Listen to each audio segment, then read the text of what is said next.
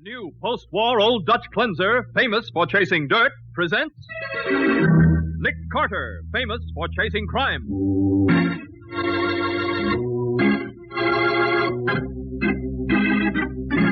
Every week at this time, two great names are joined as new post-war Old Dutch cleanser brings you one of the most resourceful and daring characters in all detective fiction, Nick Carter, Master Detective.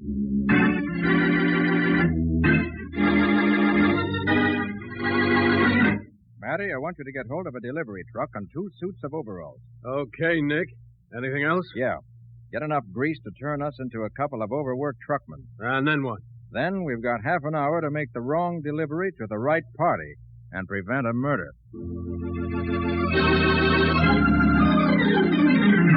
Now, the case of the Bull and Bear. Today's adventure starring Lon Clark as Nick Carter. Brought to you by new post-war Old Dutch cleanser. Jeff Howe and Dodie Murray think they're a lucky couple. Just when they thought they'd never get the money to get married, old Sidney Poore, who owns a candy store in their rundown neighborhood, is breaking them into a racket that's going to make them rich. He keeps telling them, Now, you understand. You walk into the department store. Dodie's got 2 $100 bills in her purse. Yeah, one's real money, and the other's counterfeit. Yeah, we got that. Yes. You buy something. A watch, maybe. Something in the jewelry line. Uh-huh. Dodie takes out the real $100 bill to pay for it. Yeah. Then the what? clerk will have to have the bill checked by the floor manager. Uh-huh. Yeah, I know. All stores do that. It's a rule. And you make a big fuss. Both of you. Like you're being insulted because they don't trust you. You get that? Yeah. Uh-huh. But when the floor manager says the bill is okay, and for the clerk to go ahead and make the sale, you grab the bill back and you walk out like you're real mad. Well, what do we do after that? You wait about a half hour, then you go back. Make out like you're ashamed of yourself for losing your temper. Apologize. Say you'll buy the watch after all. Uh-huh. And this time, you pay for it with the counterfeit 100. I get it. The clerk thinks it's the same bill the manager okayed. That's right. He won't check it again. He'd be glad to make the sale. So you walk out with the watch or whatever you bought, and you bring it back here. And bring back the change, too. Sure, it's a cinch. Well, anything else now, Mr. Poore? This is the kind of a test. If it works out okay, I'll take you on regular. I like to give nice young folks a helping hand.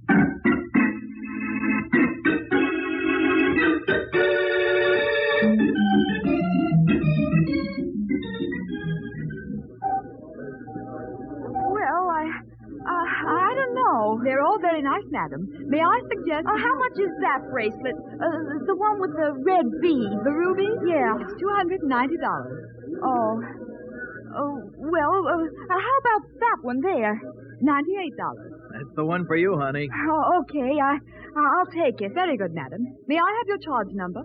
Oh, I'll pay cash. I just happen to have $100 with me. Here. Thank you. Well, what are you gawking at the bill for? We're not accustomed to having our honesty taken. Mr. Roberts, jewelry counter, please, and hurry. Jeff! I think the manager. I think he's a detective. Stay right where you are. Go on, Dodie, run. Quick, I'm going. Mr. Roberts, don't turn back. Look out. Anybody tries to stop me gets a bullet in the head. See what I mean? All right, fella, I'll take that gun. Why, you... Come on, let me have it. Let go of me. That's more like it. Anybody hurt, Patsy? Yes, Nick. The store detective was shot. You hurt bad? Yes. Yes, he was. He's dead.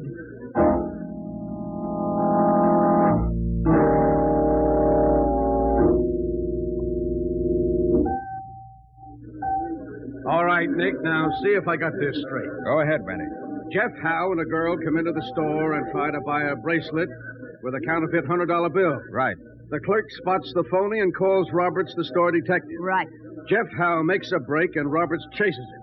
The girl disappears and Howe kills Roberts. Wrong. What do you mean, wrong? I mean, Howe didn't kill the detective. But he was doing the shooting. We know that, but he was shooting over his head to break up the crowd. Just the same, Patsy, he could have shot one bullet over his shoulder and drilled Roberts. Roberts was only 6 or 7 feet behind him. Yes, Matty, but Roberts was shot in the back. In the back? Yes, and he couldn't have been running backwards when he was chasing Howe. Holy smoke. You're telling me someone else shot Roberts? I am. But I have a hunch the killer was really shooting at Howe. Oh, but look, Nick. If I'm right, Matty, the shot that killed Roberts came from the door of the fire stairs. Come on, I'll show you. But what makes you think the shot came from there? I examined the wound, and I figured out the approximate angle the shot was fired from. Did anyone notice a shot from this direction? Not so far as I know. There was too much excitement in shooting. Incidentally, how did you and Nick happen to be here in the store? Why, I was trying to buy a birthday present for a boy named Lucas. And Nick was very annoyed because I wouldn't tell him anything about Lucas. I was trying to make him jealous. And Oh, save it, Patsy. Here we are, Matty. Yeah. Now, the killer could have stood about here, just inside the emergency exit door. The sound of the shot would have been swallowed up by the stairwell. The killer could have... What? Yes, by George, he did. What? Did what, Nick? Look there in the corner, right next to that piece of paper. What is it? It's an ejected cartridge from a .45 automatic. Well, how about that? And Nick, that's not a piece of paper. It's a bill. Money. It's a... Oh, shucks. No, it isn't either. Here, let's see it. It's make-believe money, toy money from some game. But it's a pretty good imitation in a rough sort of way. Yeah, probably from the toy department. Well, Matty? So Jeff Howe didn't kill Roberts. Right. Let's go to headquarters. I want to see if Howe can tell us who did kill him.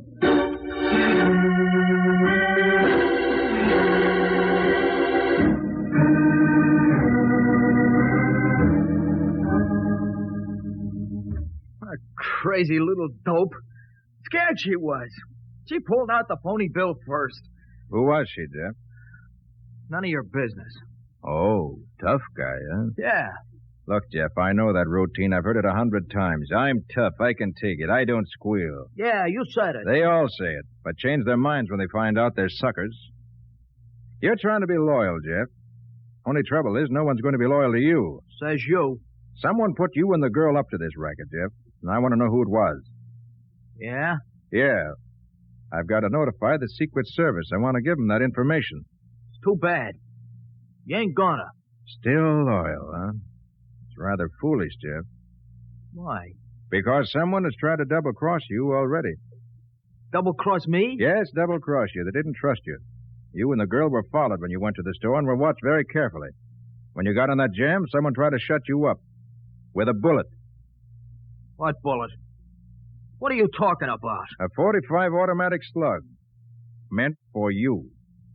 What? You didn't get that slug because the store detective got it. And he's dead. Is that on the level, Mr. Carter? Someone tried to plug me? I'm sure of it. Now, look, Jeff. Eventually, you're going to be handed over to the Secret Service. Counterfeit money's their case. They've got you cold on that count. Yeah. But murder? But murder comes first, and murder's my business. So if you want to escape a murder rap, you've got to help me. Well... What do you want to know? A lot of things. Who put you up to this racket? Who supplied the phony money and the real bill? Who would want to shut you up for keeps? It's Sidney Poor. 1270 Grand Avenue. Mm-hmm. But don't tell him I told you. Now, don't worry, I won't. But I've got a few things I want him to tell me.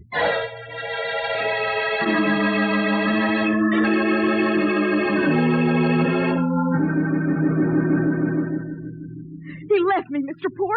He run off and left me on my own. The dirty double-crossing heel. No, my dear. If I hadn't had good luck, I'd have been caught. He didn't even try to help me. He just ran out of the Dodie, place. everything's going to be all right. You've got to... Someone just came into the shop. Hello? Anyone minding the store? Coming, sir, coming. Just resting my feet in the back for a moment. Hard on an old man's feet, keeping shop. Yes, sir. You, Mr. Poor? Sidney Poor? Yes, sir. What can I do for you? I'd like $1 worth of that candy. Oh, yes, sir. Yes, sir. It's cold in here. Don't you have any heat? No, sir. Just the stove in the back. I haven't started it yet. Can't afford to with the price of coal so high up. Poor is a poor man. My favorite joke. Oops, careful with that tray. Hey, what's the matter with your hand? No, old age, sir. Just old age. Makes a man shake. Will that be all, sir? Yeah, that's all. Well, here you are, sir. And many thanks. Come again. Thanks.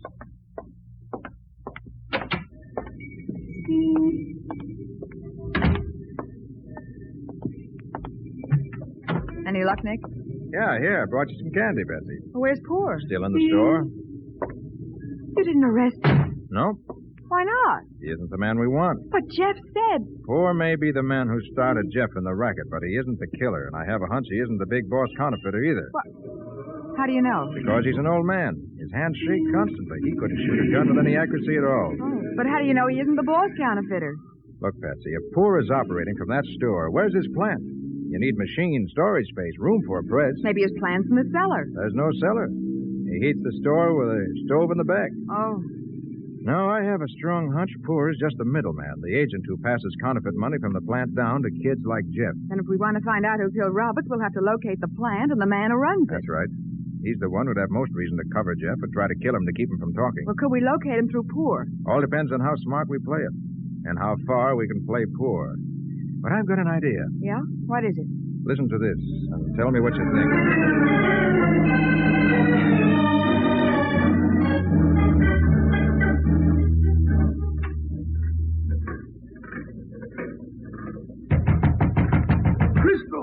Crystal, open up! Who is it? It's me, Sidney Poor. Oh. You and your crazy ideas. Ought to cut you up and feed you to the lions at the zoo. Now, take it easy, Crystal. Take it easy. I just killed a man.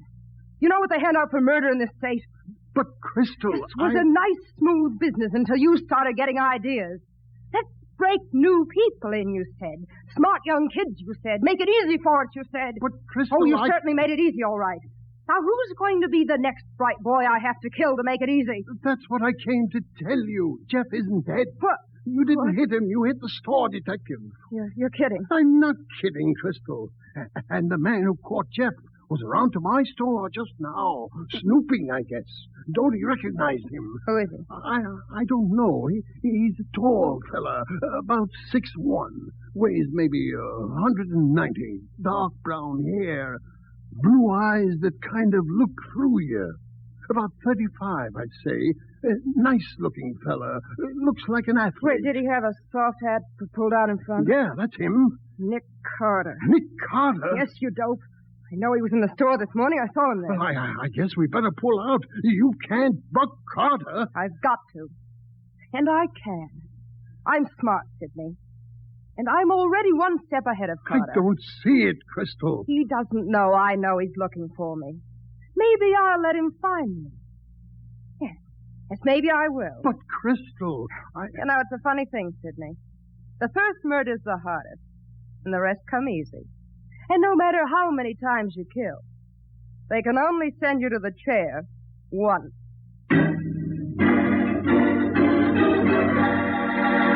Crystal Davis, young, beautiful, and hard, stares icily at Sidney Poor as plans to outwit Nick Carter race through her head. We'll see what she decides to do in just a moment.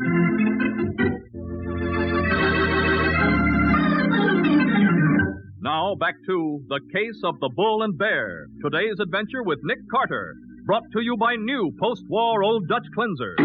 While Crystal Davis prepares for an all-out war to the finish, Nick is making plans of his own at police headquarters with Jeff Howe. Did you go after poor Mr. Carter? Yeah, Jeff, I did. But Poor isn't the man I want. I want the man he's working for. And you're going to help me find him. I am. How? You're going to escape. But how? Patsy Bowen's going to help you. You and Patsy will head straight for Sidney Poor's candy store. She'll tell you our plan on the way. Yes, sir. And get this straight, Jeff. I went out on a limb to give you this chance. I had to do some hard talking to get Sergeant Matheson to agree. Yes, Mr. Carter. Now, this is your chance to come through, so don't let me down. And above all, don't let yourself down.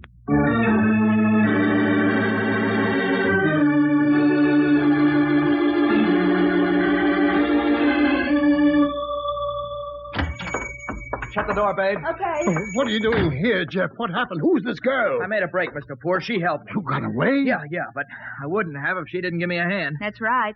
This here's Penny Blake. Good kid. Hi. But why did you come here, Jeff? I mean, You don't think I'm quitting the racket, do you? No, sirree. Me and Penny's going to work together and act together. She's smart. Yeah, sure. Had to pull it off before if it wasn't for Doty. Why, that crazy kid's the dumbest cluck I ever seen. You know what she... Dodie! I heard every word you said, Jeff. Everything. So this is your new girl, huh? Want to make something out of it? She's just right for you, Jeff. A cheap little dame for a cheap little yellow Why don't double-crossing. you shut up? Shut up? Me? I'll show you. Hey, Well, who are you staring at? you, What's the matter with me? Mr. Poor. She's the girl that was with Nick Carter when he caught Jeff.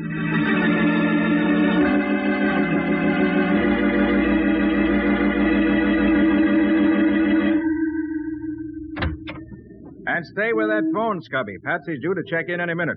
I'm going down to headquarters to fight with Matty.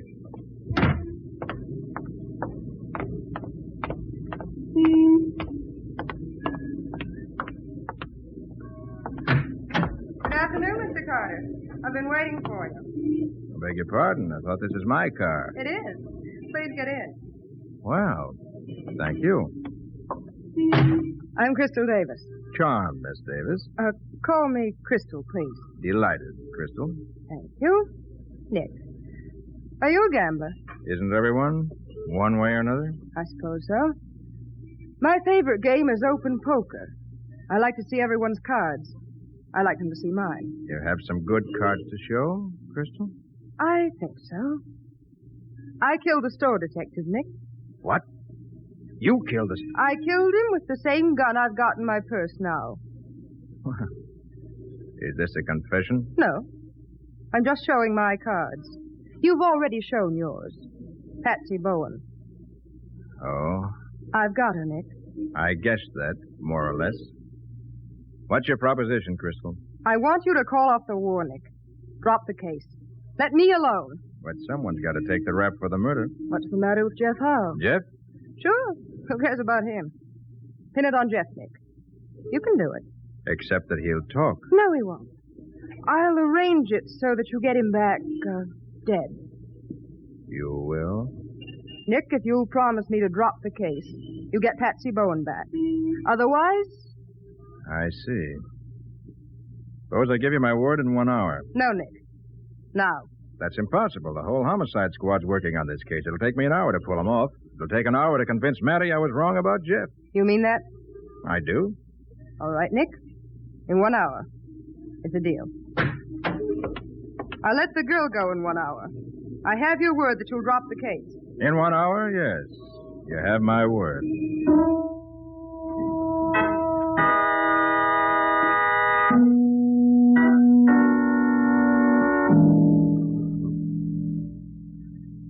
Nick, are you out of your mind?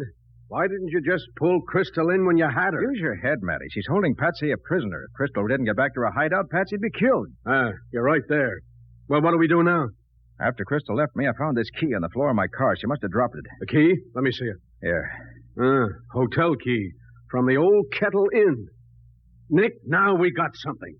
Any idea where this Old Kettle Inn is? Yeah. It's North Barton, about 50 miles from here. I've been past it a couple of times. Well, what are we waiting for? I'll get my car. No, hold it, Matty, hold it. Do you think Crystal's fool enough to drop a hotel key accidentally in my car right where I could find it? What? Oh, then you think it's a plan? Of course I do. She hoped we do just what you started to do, dash up there to try to locate her. Yeah, I see what you mean. It's a trap. She wanted to gain time so she could clean up her business and get out of town. She wanted to let me know she was holding Patsy as a hostage. Yeah. And maybe Patsy ain't safe even with that deal you made with Crystal. Yeah, that's what I'm afraid of, Matty. No crook could ever trust anybody as much as Crystal says she trusts me, which means we've got to locate her hideout and fast. Yeah, but where is she? Well, let's use our heads.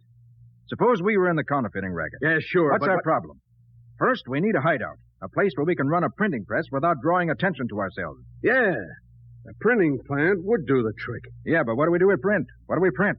We've got to be in a position to buy paper and ink of high enough quality to use for counterfeiting money. Oh, there you got me. And our next problem, the distribution of the money. How do we send it out to men like Sidney Poor all over the country? How do we get it to the middlemen who hire the crooks who pass it? Uh-huh. Maybe. Hey. What's the matter? The toy money. What? The crumbled bill of toy money Patsy picked up. It was lying next to the ejected cartridge shell in the store. Well, what about that? Don't you understand, Matty? It was a pretty fair imitation of real money. So real it fooled Patsy at a distance. That satisfies the conditions. Holy smoke, Nick, you got it. You have a plant that makes a game using toy money. Probably a very expensive game because the toy money looks so real. That's your excuse for buying high-quality paper and ink. Yeah, but I never saw a game that used toy money that looked that good. Now, I doubt whether many people have, Matty. And if I'm right, I don't believe the manufacturer cares if nobody buys it. Nick, that's it. That's how you distribute the counterfeit money to middlemen. You send them a dozen boxes of the game with the counterfeit money hidden under the toy money. And no one would ever notice it. Right, Matty. Here, let me have that phone. Yeah, sure, here. Maybe when Crystal pulled the gun out of her purse, that toy money came out, too. Maybe she manufactures this game for a cover-up. Yeah, could be. Yeah. Hello? Croydon Department Store? Let me speak to the buyer in the toy department, please. What are you doing now, Nick? Just a minute. You find... Yeah, hello. Can you tell me whether you stock a game using toy money that looks very much like real money, except that the president's face on the bill is changed to a joker? Uh-huh. Bull and Bear. I see. A Wall Street game, speculation in the toy exchange. Yeah. Now tell me, is that the only game using that kind of toy money? It is. Good. Can you tell me the manufacturer who supplies Bull and Bear? This is very urgent. You got something, Nick? I think so. Adult Games Company, 25 Archer Street. Thank you very much. Adult Games Company. You think that's Crystal's outfit, Nick? I hope so. What time is it? Almost 5:30. All right, let's go. I've got a little over half an hour to show Crystal how I play poker.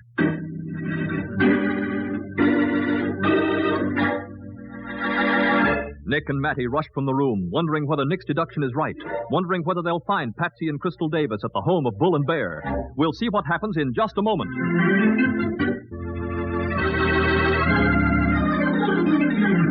And now for the conclusion of The Case of the Bull and Bear. Today's adventure with Nick Carter, brought to you by new post-war Old Dutch Cleanser. In a dimly lit plant on Archer Street, the presses that turn out toy money for Bull and Bear games and counterfeit money for cheating Uncle Sam make an ominous background for the 5 people who sit and wait. Sidney, Yes, Crystal. what time is it? 5 of 6. All right. Cut the press, Mike. Okay, Crystal. All right, Miss Bowen. Time to get ready to leave. That goes for you and Dodie, Jeff. Now, look, Crystal, we don't like this. You don't like what? I mean, the boys, we don't like to deal with Carter. How do we know he keeps his word? Who cares if he keeps his word? Nick always Yeah. keeps his word. But I thought you trusted him. The whole deal was a stall, honey. I wanted to get us time to finish up and get out of here. I gotta hand it to you, Crystal. Now that the last batch of phony dough is finished, we blow town. Yeah, but what about the girl? What do you think? They can only hang you once. You're going to... Yes, honey. You and Jeff and this dumb girlfriend of his. 3 bullets. Oh, no, you can't do that. We had nothing to do with this. Mike, get the car. And take them over to the river. Okay. The rest of you get that money packed and get ready to... Hey, Crystal, open up. Who's that? I don't know. Come on, open up. Look, nobody makes a break. I can shoot this gun fast and straight. Now stay put. Okay? Open the door, Sidney. Come on, will you? Look, I got my truck here. 3 dozen bales from Consolidated. Wait a minute. I didn't place any order with Consolidated. All right, Crystal, drop that gun. Drop it. Nick! No tricks, Sidney. Watch yourself, Crystal. I'm warning you. All right, pick up that gun, Matty. Okay, got it, Nick. Material evidence in Crystal's trial for murder. Well, look. 6 o'clock, Crystal. The hour's up, and I'm keeping my word. I'm dropping the case right now. Only I'm afraid it's too late to do you any good.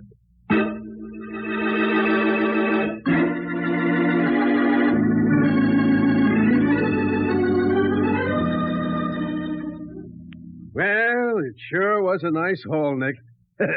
Secret Service is going to be mighty happy with that printing plant, to say nothing of the list of Crystal's customers. And you've solved your open and shut murder, Sergeant. Yes, Matty, with the pistol that killed the store detective and the evidence that Jeff and Dodie are prepared to give, you've got Crystal right where you want her.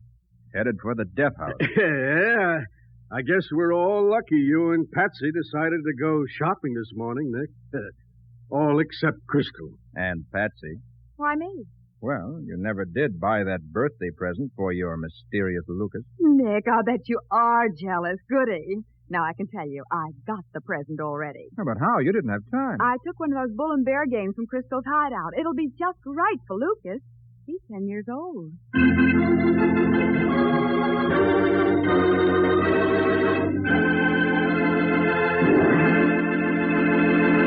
What a about the adventure that new post-war Old Dutch cleanser is going to bring us next week, Nick? Mike, we're going to meet an old lady in a wheelchair who refuses to be murdered. Well, I can understand why she might not approve of the idea. Not only that, Mike, she objected so violently that she joined Nick's staff long enough to catch the killer. Say, that's a new kind of detective. An old lady in a wheelchair. And it's a story I think you'll enjoy, Mike, about a murderer who discovered too late that he was his own victim. What do you call the adventure, Nick? I call it The Case of the Wrong Mr. Right.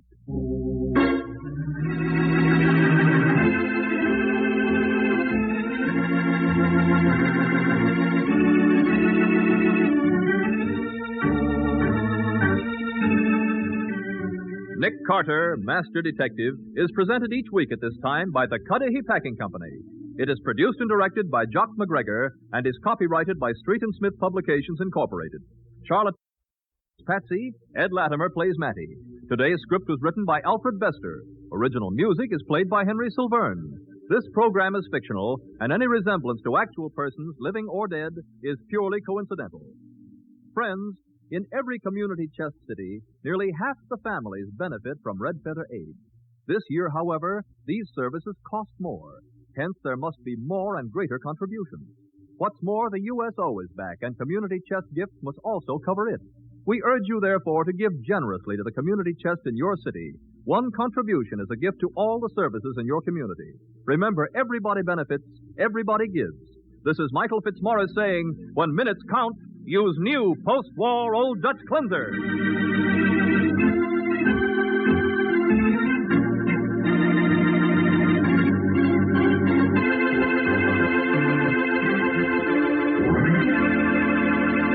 This is the Mutual Broadcasting System.